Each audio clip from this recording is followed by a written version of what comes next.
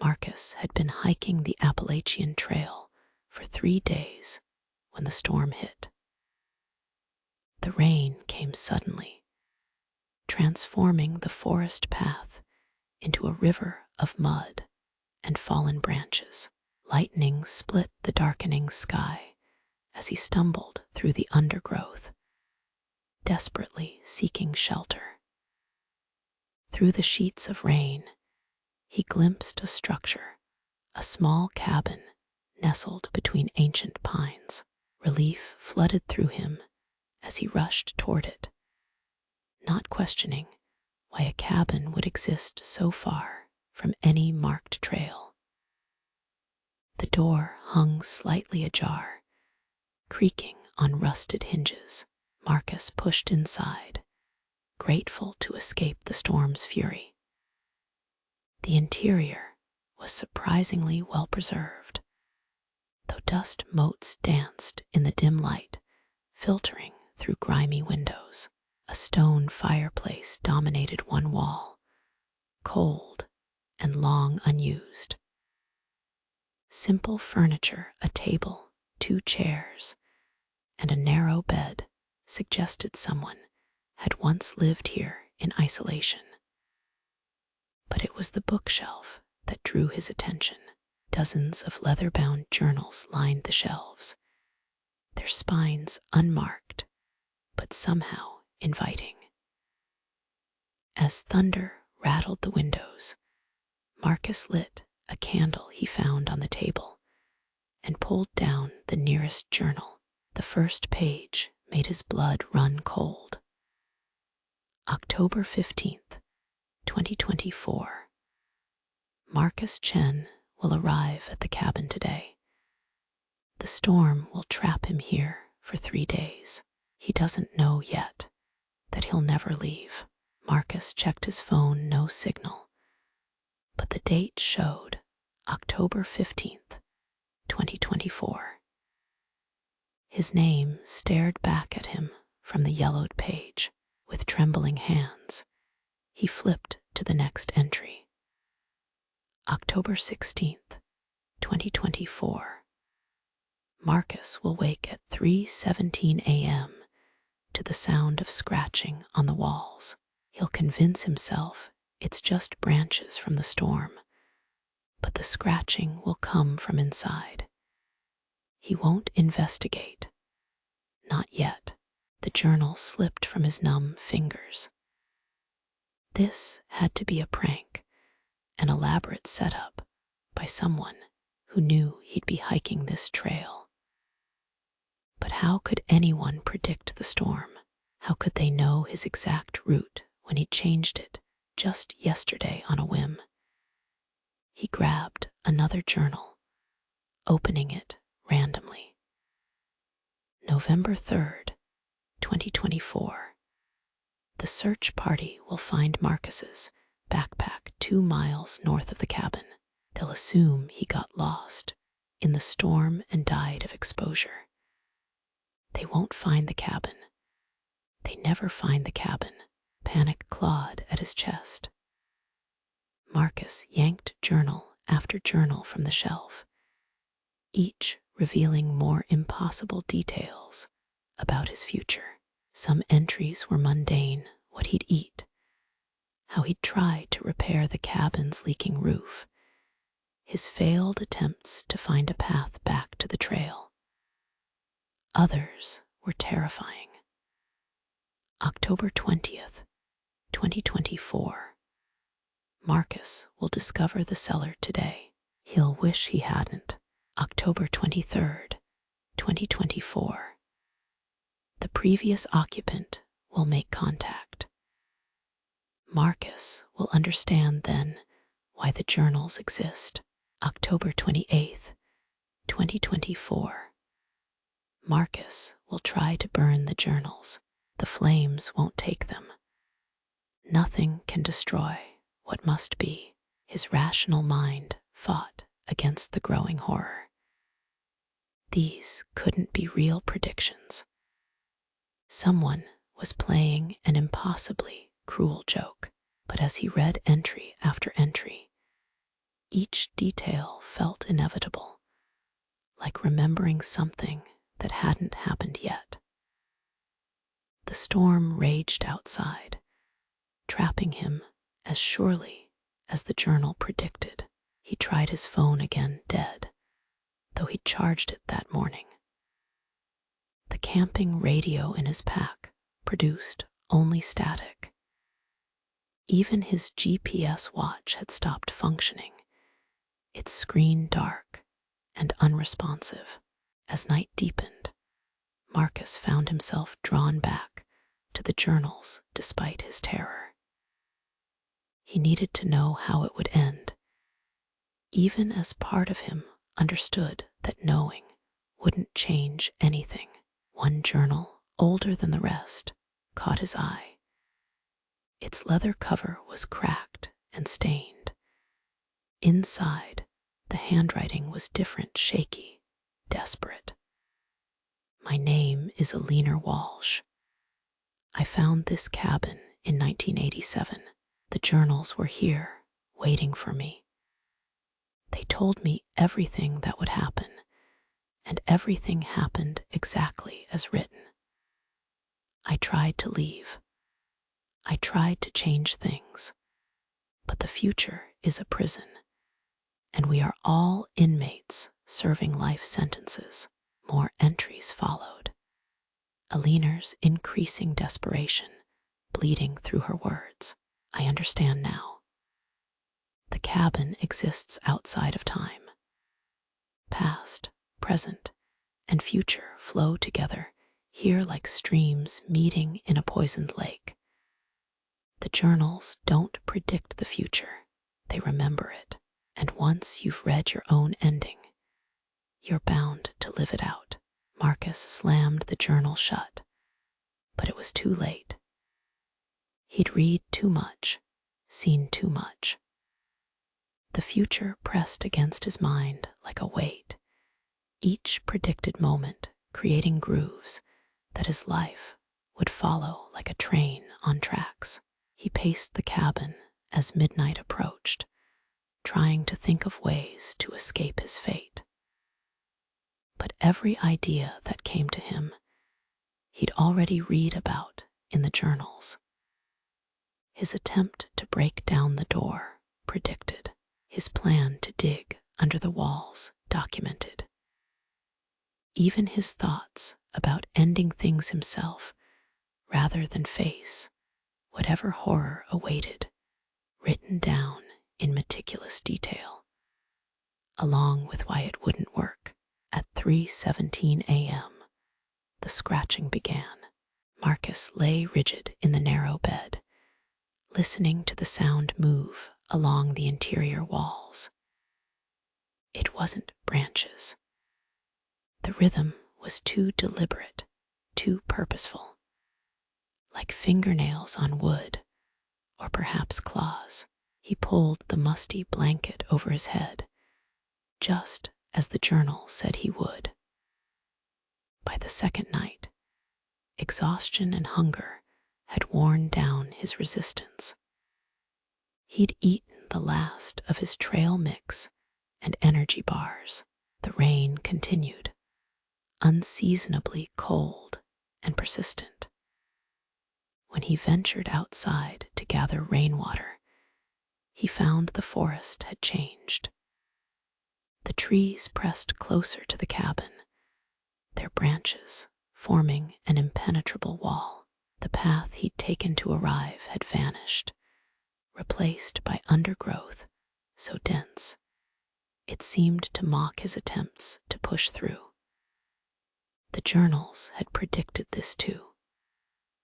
On the third day, Marcus found himself writing in an empty journal he discovered in a drawer. He couldn't stop himself. The words flowed from his pen without conscious thought. October 18th, 2024. A new hiker will arrive in 3 years. Jennifer Morrison, age 28, from Portland. She'll be training for a marathon when the storm drives her here. She'll find my journals on the shelf including this one. She'll read about finding my body in the cellar and convince herself it's fiction until she opens the cellar door. Marcus threw the pen across the room, but the damage was done. He'd become part of the cycle, another voice in the chorus of the doomed. The cabin wasn't just collecting victims, it was creating prophets, each one documenting the next tragedy in an endless chain. Days blurred together. Marcus found tins of food in a cupboard that he swore had been empty before. Enough to survive on, but never enough to feel satisfied. The scratching came every night now, growing bolder. Sometimes he caught glimpses of movement in his peripheral vision. Tall, thin figures that shouldn't be able to fit in the cabin's small rooms. On October 20th, exactly as predicted, he found the cellar door hidden beneath a moldy rug. His hands moved against his will, pulling the door open. The smell that wafted up was earth and decay, and something else, something sweet and chemical, like formaldehyde. A ladder descended into darkness. Marcus knew he should resist, should nail the door shut, and never look down. But the future had already been written. His feet found the rungs. The cellar was larger than should be possible, extending far beyond the cabin's foundation. Shelves lined the walls, holding more journals, hundreds of them, thousands. Each spine bore a name and a date. Sarah Coleman, 1952. David Park, 1971. Roberto Silva, 1993. The dates went back centuries, forward decades. In the center of the room sat a massive desk made from some dark wood that seemed to absorb light. On its surface lay an open journal, a pen beside it. Marcus approached, his flashlight beam trembling. The journal showed his name, his story, but written in handwriting he didn't recognize. As he watched, words appeared on the page, documenting this very moment. Marcus realizes the truth. He was never writing the predictions. The cabin writes them, using whoever it has trapped. The future flows backward here, effect preceding cause, because time itself has been wounded. The cabin sits at the wound, feeding on the paradox of lives that end before they begin. A sound behind him, footsteps on the ladder. Marcus turned to see himself descending, but wrong. This other Marcus was gaunt, aged, wearing clothes that had rotted to rags. Their eyes met, and the older version smiled with too many teeth. "You'll be me soon," it whispered. "And I was you so long ago. We're all here, all of us who found the cabin. Past and future versions, living out every moment simultaneously, reading our stories, and writing them and becoming them." The cellar filled with whispers as more figures emerged from the shadows. Dozens of versions of Marcus, each at different stages of decay. Some still looked human, others had changed, twisted by prolonged exposure to the cabin's influence. They gathered around him, reaching out with hands that passed through his flesh like cold water. "The storm will end tomorrow," one of them said. "You'll think you can leave. You'll pack your bag and walk out the door. But you'll only find yourself back at the beginning, approaching the cabin in the rain. Because this has already happened, is happening, will always happen. Marcus ran up the ladder, through the cabin, out into the storm that shouldn't still be raging. But the forest path led in circles, always returning him to the cabin's door. By dawn, he'd given up trying. He understood now why the journals existed. They weren't warnings or predictions. They were the cabin's digestive system, breaking down the lives of those it caught into narrative, into story. Each person who entered became part of its collection, their future transformed into history before they could live it. On October 23rd, Marcus sat at the table when the knock came. He knew who it would be before he opened the door. Eleanor Walsh stood in the rain, but she wasn't the woman from 1987. She was ancient, young, middle-aged, all at once. Her face shifted between versions like a flip book of deterioration. "Welcome to the collection," she said, her voice a harmony of ages. "We're all curators here, all exhibits. The cabin preserves us in words, pressed between pages like flowers, beautiful in our tragedy." "Why?" Marcus asked, though he'd read the answer in a dozen journals. "Because stories need endings," Eleanor replied. "And endings need stories. The cabin exists where they meet, in the space between what will be and what was, where the punctuation marks in its eternal sentence." She handed him a new journal, its pages already filled with his future history. Marcus read about his transformation, slow at first, then accelerating. How his perception of time would fragment. How he'd start seeing other hikers approach through the rain, past and future victims, all arriving at once. How he'd learn to move between moments like walking through rooms. How he'd eventually forget which version of himself was the original. The entries continued beyond any human lifespan, documenting centuries of existence in the cabin. Marcus saw himself becoming something else, something that could survive the paradox of living in multiple times simultaneously. The transformation wasn't death, it was worse.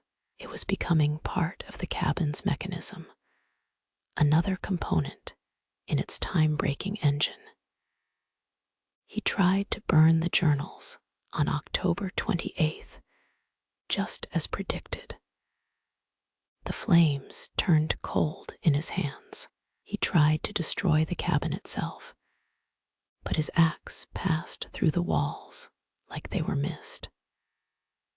The structure existed outside normal physics, anchored in temporal scar tissue that no force could heal. Days became fluid. Marcus would wake up on October 15th, arriving at the cabin for the first time, then suddenly be weeks into his imprisonment. He encountered other versions of himself constantly now, some trying to warn him, others trying to comfort him, all trapped in their own temporal loops.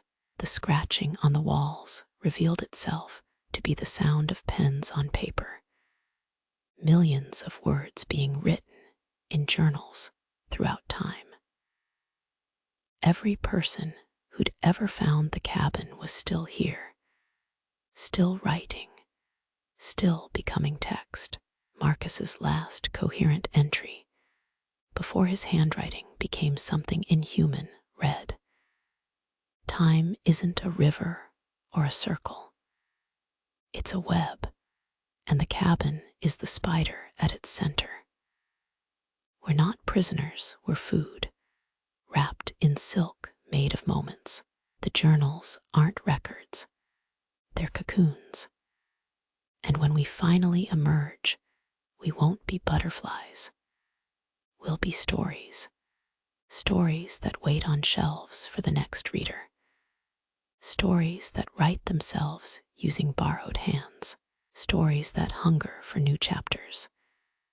If you're reading this, you're already part of the collection. Your ending was written before your beginning. Your future is already your past. Welcome to the cabin. Welcome to forever. In the years that followed or preceded or happened simultaneously, other hikers would find the cabin. They'd discover the journals, including Marcus's. They'd read about their own fates with the same disbelief and terror. Some would try to resist, others would accept their destiny. All would join the collection eventually, because the cabin needed stories, and stories, as Alina Walsh had said, needed endings. Even if those endings came before the beginning, even if the beginning never truly ended. The forest grew denser around the cabin with each passing season.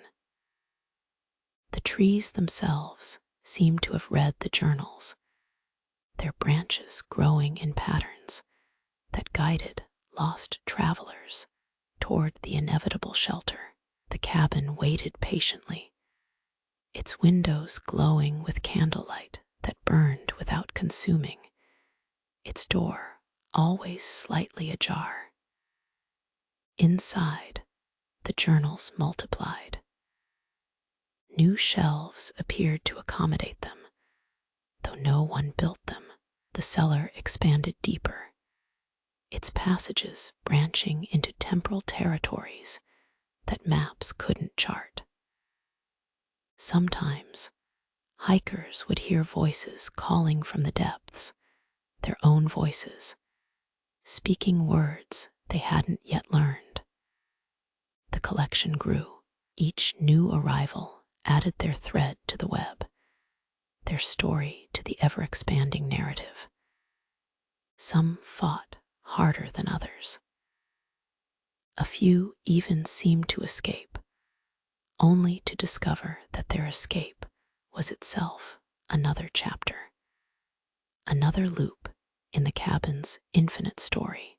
In the deep forest, where time flows backward and forward, and not at all, the cabin waits. Its shelves are always full, always empty, always filling. The storm is always approaching, always raging, always ending, and somewhere in those journals, your name is already written. Your story is already told. You just haven't read it yet. But you will. You always do. The cabin stands eternal, a wound in the world where stories bleed through. It feeds on narrative, on the human need to know what comes next, even when knowing damns us. Every journal is a mouth, speaking futures that become inescapable pasts. Every reader becomes a writer. Every writer becomes a story.